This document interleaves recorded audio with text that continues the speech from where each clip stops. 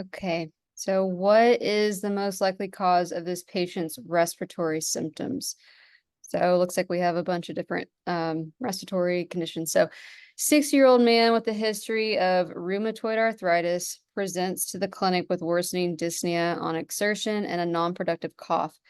On physical examination, he has bilateral basilar crackles. High resolution CT scan of the chest reveals ground glass opacities and traction bronchiectasis. Pulmonary function tests show restrictive pattern with a decreased DLCO. So what is the cause?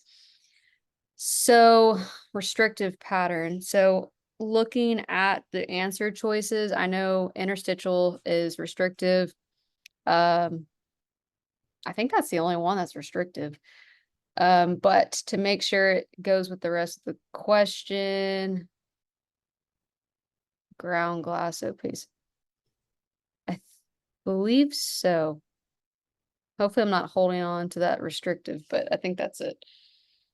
Yeah, bingo, Okay. right?